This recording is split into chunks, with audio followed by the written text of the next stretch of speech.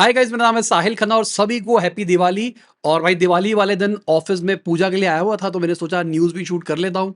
और सबसे पहली जो न्यूज़ है वो धनतेरस की है। तो धनतेरस के अंदर इंडियंस ने 1 लाख करोड़ की भाई परचेज करी है। यहाँ पर गोल्ड भी बिका है, बर्तन भी बिके हैं, इलेक्ट्रिकल गुड भी बिके हैं, डेकोरेशन आइटम, रिलीजियस आइटम्स, बहुत कुछ बिका है। बट कहीं ना कहीं गोल्ड और सिल्वर रुकता हुआ दिखाई नहीं दिया। जिस तरीके से प्राइस बढ़ते हुए दिखाई दिए, सबको लगा था गोल्ड की डिमांड, सिल्वर की डिमांड रुकेगी। बट गोल्ड बिका है। अगर हमारी गवर्नमेंट की भी बात करके चले तो वो भी अपना गोल्ड रिजर्व बढ़ा रही है। $100 बिलियन को पार कर गया पहली बार, $102 बिलियन से ऊपर पहुंच गया। अगर मैं 10 अक्टूबर के बाद की बात करके चलूं तो इंडिया का जो टोटल फॉरेन एक्सचेंज रिजर्व है वो 14.7% बढ़ता हुआ दिखाई दिया है। 1996 1997 से ऑलमोस्ट डबल होता हुआ दिखाई दिया। पहले 7% था, 14% लेके गए। This is good. अब देखो, एक तो ये जो नंबर पार करता हुआ दिखाई दे रहा है, इसका रीजन ये भी है गोल्ड का प्राइस भी बढ़ा है। ठीक है, दूसरा हमारी गवर्नमेंट गोल्ड पे भरोसा कर रही है क्योंकि अभी ग्लोबल टेंशन सही नहीं हुई है। अभी डोनाल्ड ट्रम्प की बहुत ही गंदी बेइज्जती हुई है।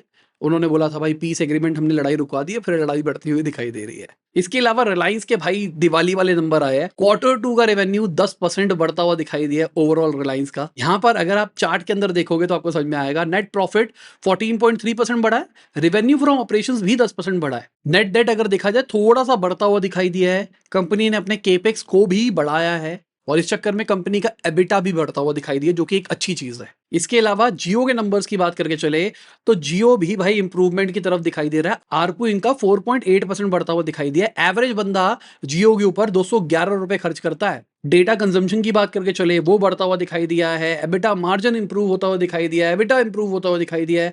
रेवेन्यू भी 4% बढ़ता हुआ दिखाई दिया, तो बहुत बढ़िया है जियो के नंबर्स भी। इसके अलावा रिलायंस रिटेल की बात करके चले तो वहां पर भी जबरदस्त ग्रोथ दिखाई दिया है। रेवेन्यू फ्रॉम ऑपरेशंस 5.5% बढ़ता हुआ दिखाई दिया है। ये मैं क्वार्टर बाय क्वार्टर ही बात कर रहा हूं। अगर देखा जाए तो अगर आप चाहो तो ईयर बाय ईयर भी देख सकते हो, तभी मैंने चार्ट दिखाया है। आराम से पॉज करके समझ सकते हो। ग्रॉस रेवेन्यू 5.9% बढ़ता हुआ दिखाई दिया है। एबिटा फ्लैट रहा है। प्रॉफिट आफ्टर टैक्स 8% बढ़ता हुआ दिखाई दिया है। और एनुअल बेसिस पे बात करके चले तो पैट इनका ऑलमोस्ट 22% बढ़ता हुआ दिखाई दिया है। मार्जिन फ्लैट ही है बट रेवेन्यू 18% बढ़ता हुआ दिखाई दिया है। अगर हम रिटेल की बात करके चले तो मुझे ऐसा लगता है क्वार्टर बाय क्वार्टर जज करना is not good, year by year जज करना चाहिए। क्योंकि अ, इस दिवाली में कितनी सेल हुई उसको हम पिछली दिवाली से कंपेयर करेंगे। अगर मैं पिछले क्वार्टर से कंपेयर करूंगा तो हमेशा नंबर बेटर ही दिखाई देने वाले हैं। जो भी फेस्टिव सीजन आएगा उसमें सेल हमेशा ज्यादा होने वाली है उससे प्रीवियस से। तो अगर आप क्वार्टर बाय क्वार्टर कंपेयर करते हो तो हमेशा नंबर इन्फ्लेटेड दिखाई देंगे। खासकर रिटेल की बात करके चले, जियो जो इनका मोबाइल नेटवर्क वाला है उसमें क्वार्टर बाय क्वार्टर ग्रोथ ही देखनी है। उसमें ईयर से हमको क्या देखना है, ठीक है, ईयर से जान सकते हो कि कैसे ग्रोथ दिखाई दे रही है, पर क्वार्टर बाय क्वार्टर एक बेटर मैट्रिक्स है। इसके अलावा जियो मार्ट की बात करके चले तो 200% ग्रोथ दिखाई दी है अगर हम डेली ऑर्डर वॉल्यूम की बात करके चले। और ये मेजरली क्विक कॉमर्स की बात करी जा रही है और अभी 10 सिटीज के अंदर ऑपरेट कर रहे हैं। देखो नंबर छोटा है। अगर रिलायंस जैसी कंपनी पहले 10 करोड़ कर रही थी और अब 50 करोड़ करने लग जाए तो ये बहुत बड़ी बात नहीं होगी, ठीक है ना। बट परसेंटेज टर्म में बहुत जबरदस्त ग्रोथ दिखाई दे रही है। बट कहीं ना कहीं रिलायंस रिटेल ठीक ठाक सोच रहा है सब कुछ, क्योंकि रिलायंस कंज्यूमर की बात करके चले तो पहले हाफ के अंदर 10,000 करोड़ पहुंचता हुआ दिखाई दे रहा है। ईयर ऑन ईयर डबल दिखाई दे रही है ग्रोथ इनकी। जब इन्होंने कैंपा वैम्पा पे एक्सपैंड करने का सोचा था, किसी ने नहीं सोचा था इतना बड़ा बिजनेस बन जाएगा। और अब नंबर्स दिखाई दे रहे हैं भाई, कितना बढ़िया काम कर रहे हैं। मैंने रिलायंस की कैंपा के ऊपर एक केस स्टडी बनाई थी कि किस तरीके से वो कोल्ड ड्रिंक बिजनेस को थोड़ा मॉडिफाई करने का सोच रहे हैं। उसको देखना आपको समझ में आएगा क्या स्मार्ट स्ट्रैटेजी है। अभी रिसेंटली इन्होंने अपना पानी भी निकाला था। इसके अलावा कोर्ट ने फ्यूचर ग्रुप की एक्विजिशन रिलायंस रिटेल के लिए अप्रूव कर दी है। मतलब अब फ्यूचर ग्रुप बिग बाजार रिलायंस का हो गया है, अप्रूव हो चुका है। बहुत टाइम लगा, मतलब मुझे लगता है अगर ये डील स्टार्टिंग में अप्रूव हो जाती, फ्यूचर ग्रुप बंद होता हुआ नहीं दिखाई देता। रिलायंस को रिटेल में एक्सपैंड करना ही था तो उनको करना ही था, बात खत्म थी।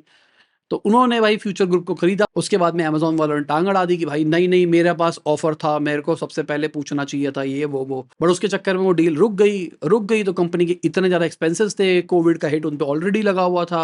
इस चक्कर में कंपनी के ऑपरेशंस बिल्कुल ही खत्म होते हुए दिखाई दिए। कितने लोगों की नौकरियां गई, कितना कुछ हुआ। और एट लास्ट वही हुआ जो होना था। अब कोई ये कहेगा भाई मुकेश अंबानी है, ये तो दुनिया चला रहे हैं, ये तो ऐसा कर रहे हैं वैसा कर रहे हैं। भाई और कोई खरीद लेता ना, ऑफर तो था ही ना सबके पास खरीदने के लिए, तो नहीं बचा पाए। बीच में तो प्लान ये बना था कि भाई जितने भी इन्वेस्टर्स हैं सबके सब मिलके पैसा अलग से रेज़ करेंगे और फिर से फ्यूचर ग्रुप को ज़िंदा करेंगे, उसको खुद से चलाएँगे वगैरह-वगैरह, नई लिक्विडेट होने देंगे, बट हो गया ना। इसके अलावा जियो स्टार की बात करके चले तो क्वार्टर 2 के अंदर इन्होंने 1322 करोड़ का प्रॉफिट रिपोर्ट किया है, 28% इंक्रीज़ है। जहाँ हॉटस्टार वाले पैसे जला रहे थे जियो के आने के बाद में, इनको भी बिज़नेस करना आ गया है। और अगर किसी को समझ में नहीं आ रहा नंबर्स कितने हैं, एग्ज़ाम्पल देता हूँ मैं आपको, सोनी पिक्चर इंडिया का प्रॉफिट 46% घटता हुआ दिखाई दिया है, 456 करोड़ के ऊपर पहुंच गया। यहाँ पे हम सोनी की बात कर रहे हैं जिसमें टीवी नेटवर्क भी आ रहा है, ओटीटी भी आ रहा है, और यहाँ पर सिर्फ हम एक ओटीटी से कंपेयर कर रहे हैं। हाँ ठीक है, ओटीटी का मार्केट शेयर बहुत बड़ा है, बट ये नंबर दिखा रहा है कि अब जियो हॉटस्टार कितना बड़ा हो गया है और बहुत सारे लोग इसको यूज कर ही रहे हैं। मुझे अभी भी लगता है सोनी वाले बढ़िया काम कर रहे हैं ओटीटी के अंदर, कंटेंट लाइब्रेरी उनकी ठीक ठाक है, पर वो ढंग से मार्केटिंग नहीं कर पाते। ये मेरा ओपिनियन है, क्योंकि उनके पास बहुत सारी सीरीज है जो अंडरडॉग है, एक दो उठी जिसका नाम हुआ, बाकी और भी चीजें आई, किसी ने उसको उतना देखा नहीं, या फिर मैं कहूँगा देखा, प्रेज भी किया, पर शोर नहीं मचाया। और आप ये भी कह सकते हो शोर इसलिए भी नहीं मचाया क्योंकि उस पर व्यूज नहीं आते। अगर आप देखोगे ज़्यादातर जो रिव्यू देने वाले मूवी क्रिएटर्स हैं, वो नेगेटिव नेगेटिव नेगेटिव बातें करते हैं और उस पे व्यूज़ ज़्यादा आते हैं। अब अच्छी बात करो, पिक्चर बहुत अच्छी है, पिक्चर बहुत अच्छी है, पिक्चर के नंबर में कोई फ़र्क नहीं पड़ने वाला। बट आप पिक्चर की बुराई करो, सबको मज़ा आता है चटकारे लेने में। क्योंकि बंदे को ना पहले देखने जाना था, ना बाद में देखने जा रहा था, बट वो नेगेटिव के चक्कर में उसको और चटकारे मारने आ गए। बट मैंने ऐसा पर्सनली देखा है, बहुत सारी मूवी के रिव्यूज़ नेगेटिव करे गए, उसको कहा इतनी बेकार, ओहो उल्टी आ गई, मेरे को ये हो गया। गालियाँ देते हैं बहुत सारे जो इस कैटेगरी के बंदे हैं। फिर मेरे को लगता है पिक्चर सही में बहुत बेकार होगी भाई। फिर जब ओटीटी पे आती है मैं लगा के देखता हूँ, मुझे तो पिक्चर सही लगती है। तो ये मतलब ठीक है, मतलब मैं ये नहीं कहूँगा कि उनका काम है, उनको दिखाई देता है शायद नेगेटिविटी पे ज़्यादा व्यूज़ आते हैं इसलिए शायद चलाते हैं। बट बहुत सारे लोग मेरे जैसे जो एक्चुअली देखने जाना चाहते हैं, मेरे लिए टाइम कंस्ट्रेन होता है यार, मतलब ऑफ़िस से ही लेट निकलता हूँ, फिर घर में फैमिली टाइम स्पेंड करना है, मूवी घर पे देख लेंगे ऐसा वाला सीन होता है। तो हम सिलेक्टेड मूवीज़ देखने का पसंद करते हैं कि भाई जो एक्सपीरियंस हो। बट रिव्यूज़ के चक्कर में हम बहुत सारी पिक्चरें नहीं देख पाते।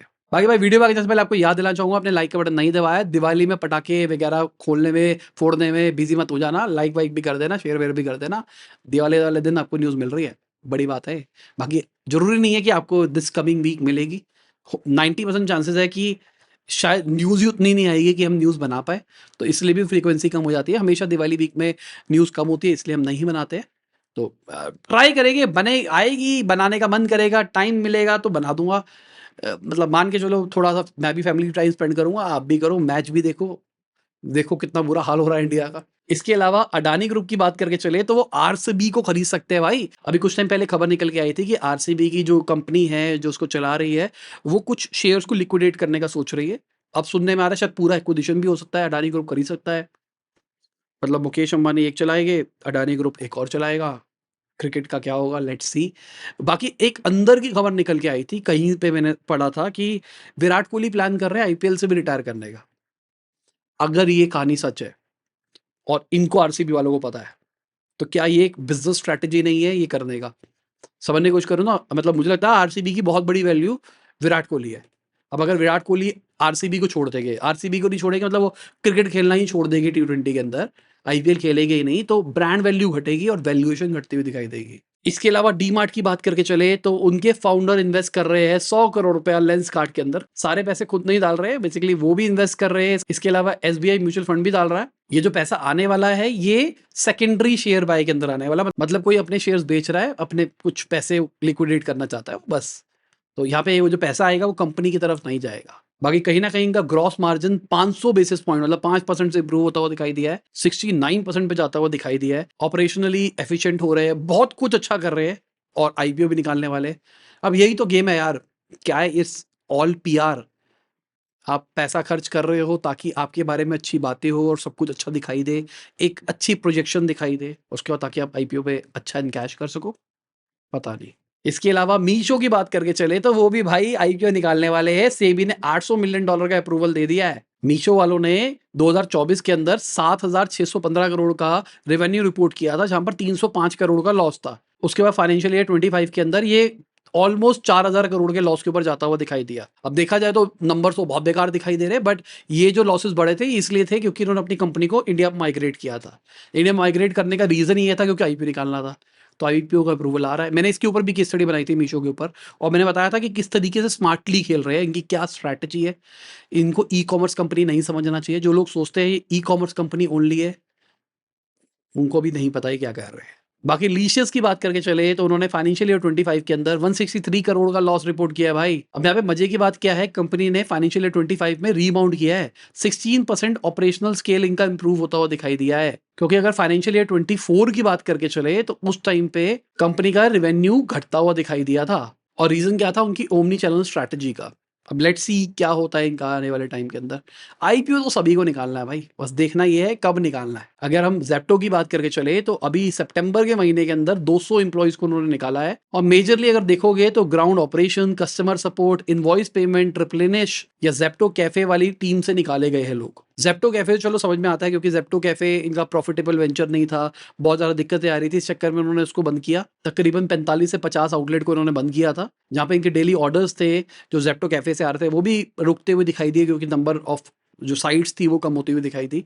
बट फिर भी कंपनी ने भाई पैसा रेस करा है अभी रिसेंटली। इन्होंने $450 मिलियन रेस करे हैं $7 बिलियन की वैल्यूएशन के ऊपर, जहां पे इनका कहना है कि $900 मिलियन का हमारे पास में कैश रिजर्व भी है। गुड है भाई।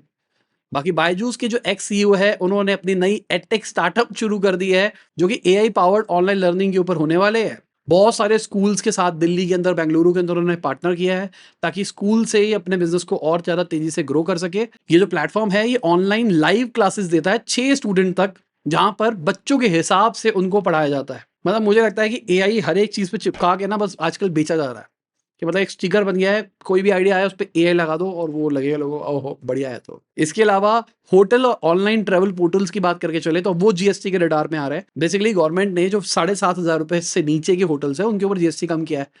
तो ऐसा देखने को नहीं मिल रहा कि कंपनीज ट्रांसफर कर रही है कस्टमर के ऊपर। इस चक्कर में जीएसटी वाली टीम इस पर इन्वेस्टिगेट कर रही है, और कहीं ना कहीं मुझे लगता है खबरें आ रही है ये सच्चाई है।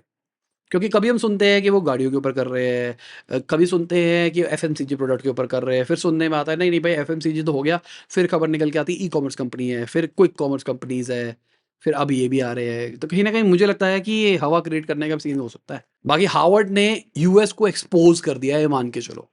यूएस वालों ने कहा था हमारी जीडीपी ग्रोथ बहुत जबरदस्त तरीके से बढ़ी है, डोनाल्ड ट्रम्प जिंदाबाद जिंदाबाद। बट अगर इसमें से हम एआई इंफ्रास्ट्रक्चर हटा दें, जो डेटा सेंटर्स वगैरह बन रहे हैं, खाली यूएस ने 0.1% से ग्रो किया है फर्स्ट हाफ ऑफ 2025 के अंदर। तो इसी को कहा जाता है मार्केटिंग के अंदर प्रोजेक्शन।